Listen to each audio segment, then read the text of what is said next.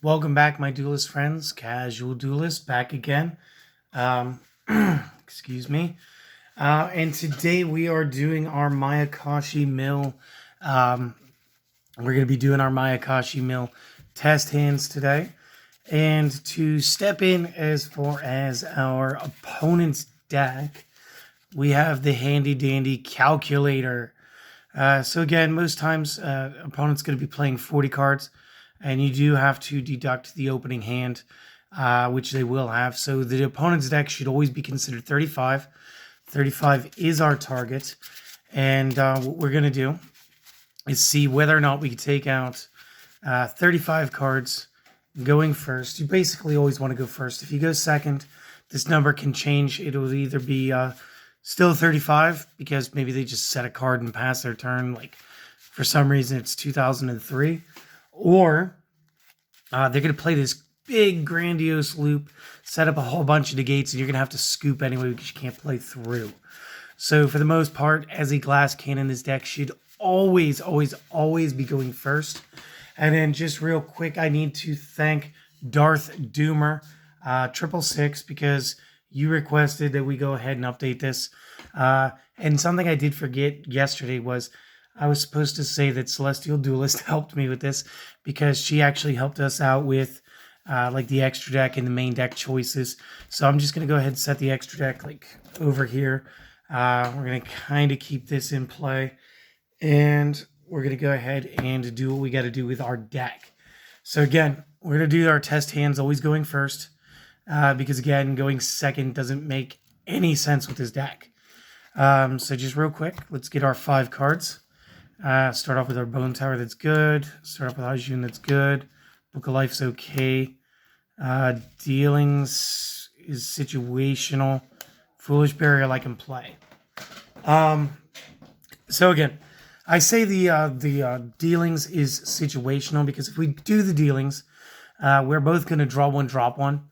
So, okay, cool, I get to my Ash Blossom, whatever, I'm probably going to throw it because at this point there would be no need for it.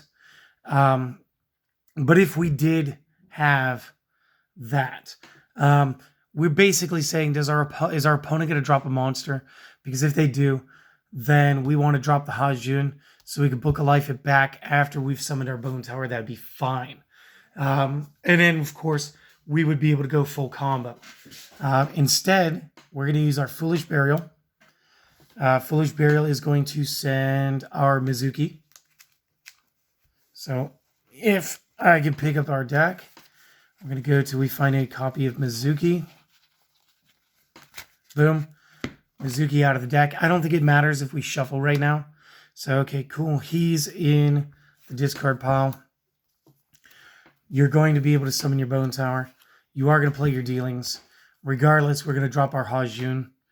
And then what we're going to do is we're going to banish the Mizuki to special summon the Hajun.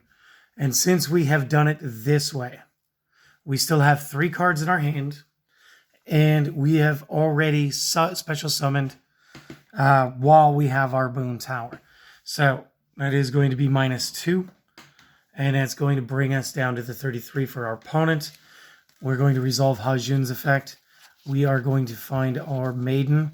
We're going to go ahead and get our Daki. And again, that is going to be another 2. Opponent's deck is now 31. And then what we're going to do is I'm just going to take Hajun off the field because every time I do this, it's going to be 4 cards.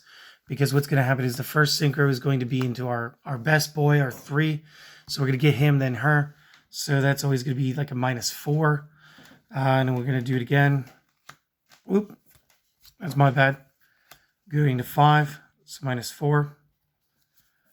And then we're going to go to the 7. -4. And then we're going to, again, -4. And then we're going to, -4 off of our opponent's deck again. And then we're going to -4 because we're going to use them and to go into the link. Now, this is one of the spots where I'm actually unsure now because of the wording. Because of the way that the Yuki-Onna is worded, you can only control one of this at a time.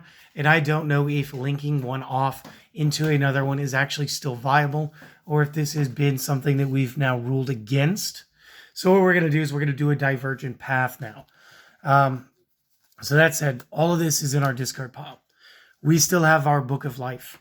Our opponent has so many cards in the graveyard that it is just super, super unlikely that they've actually gone ahead and done what they needed to do. And by that, I just mean we're going to be able to banish a monster regardless. So what we're going to do now is we're going to Book of Life. Doesn't matter. We banished a monster. Very good. We're going to go back to our Tsuchigumo. We're going to special summon him. Now, since he was special summoned from the graveyard, this would not summon Daki, which is why we left her on the field. And instead, what we're going to be doing is it's still a special summon, so we still get the Bone Tower too. So that's going to drop our opponent's deck to 5. We're going to activate the Tsuchigumo's effect. We can have each player send 3. So boom, we're going to send the 3. Our opponent's deck is now at 2. It doesn't matter what 3 we sent. And I'm almost glad that we did that instead of doing our dealings earlier, because that probably would have made me mad. And what we're going to be able to do now is we're going to go into the 6, go into our 7.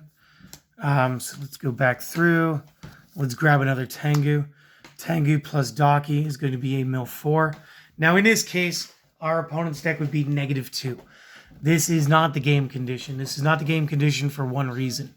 Because this is a send effect, and this is one of those instances where we go by one of the golden rules of card gaming, and we do as much as you can.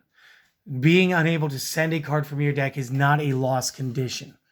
Now, instead, the loss condition here is forcing the draw.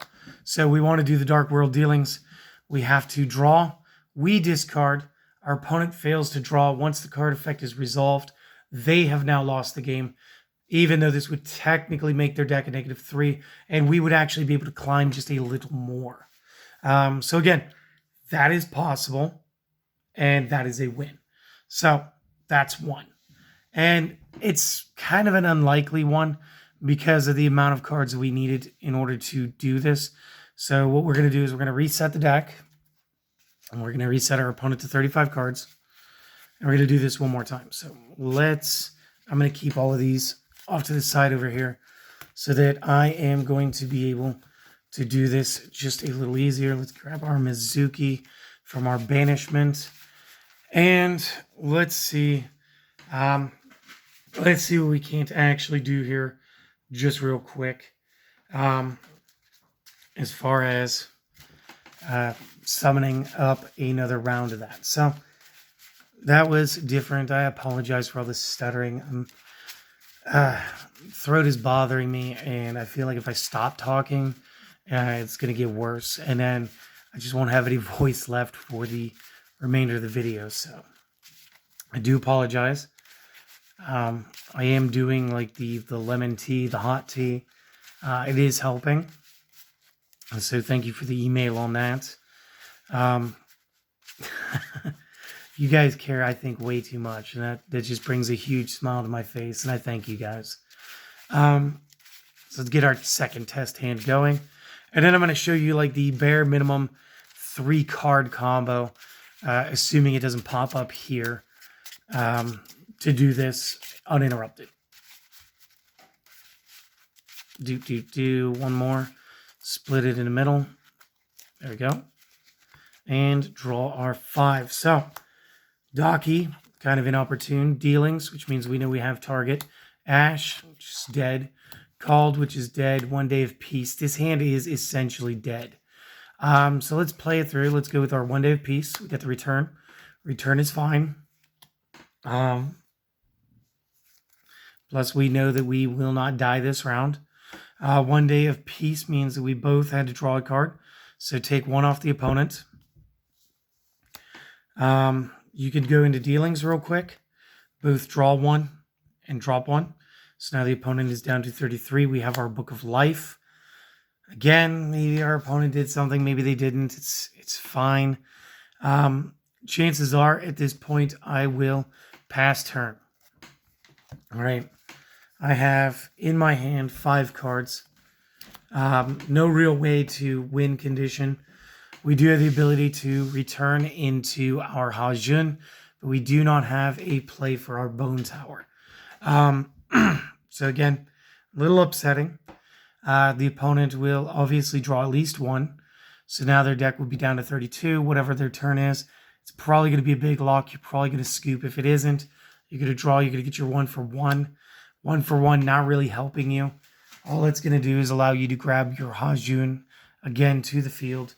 This turn, this glass cannon has failed. Because if you got to do more than, one turn, it's over. That was pretty quick. We'll sneak one more in, and then we'll go ahead and talk the interactions and give you the shortest amount of cards that you'll need.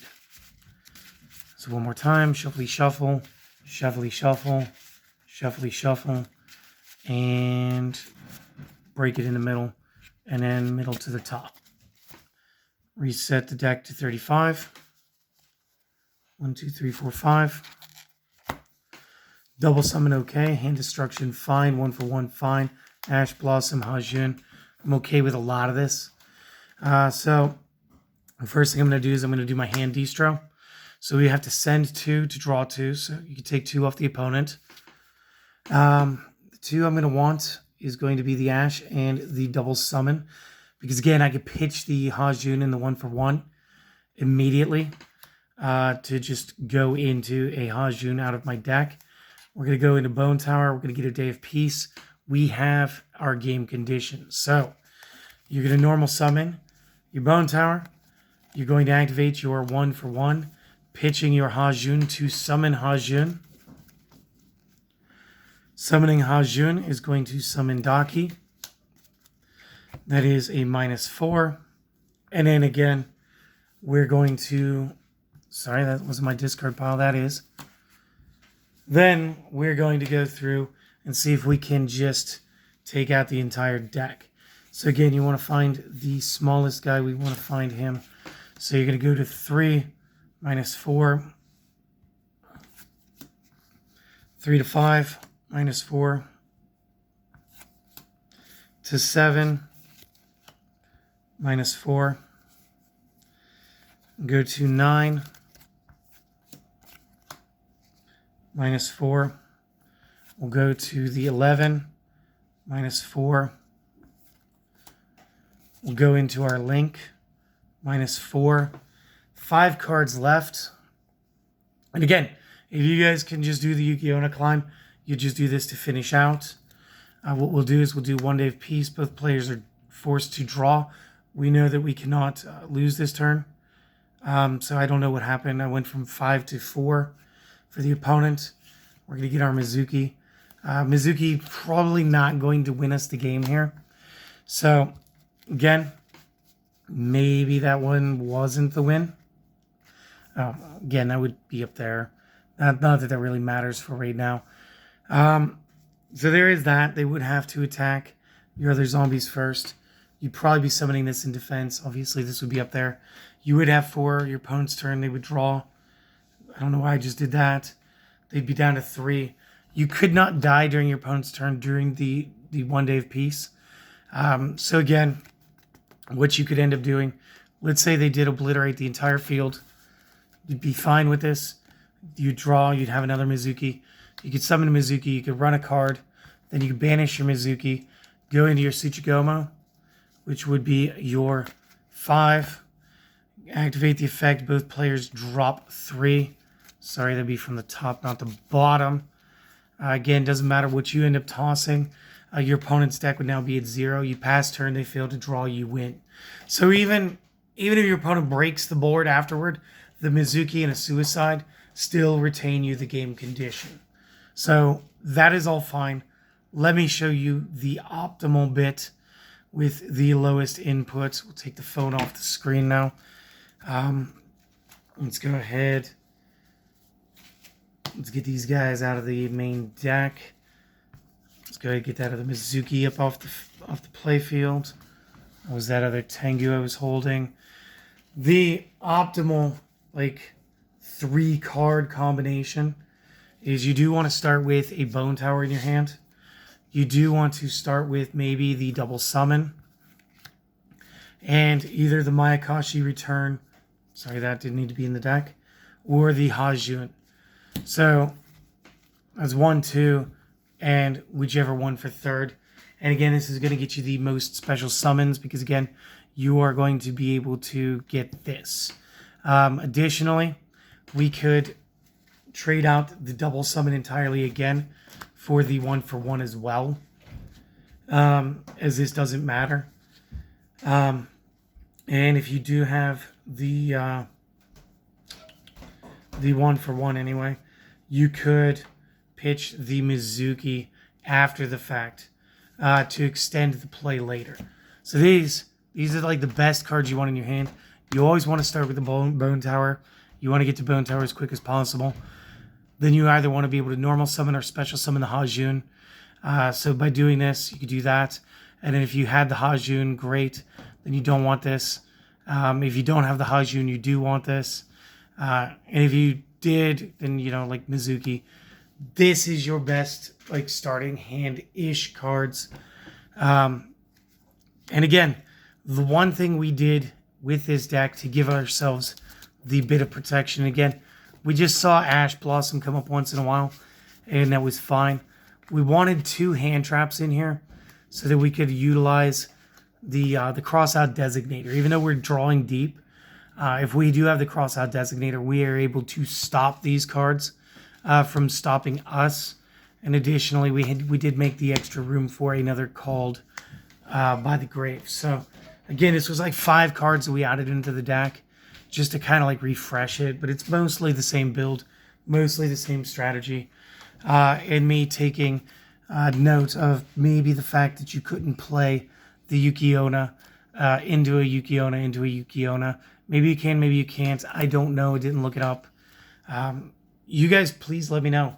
Again, Darth Doomer 666, thanks for making the request for the update. And Celestial, of course, thank you for helping out with this.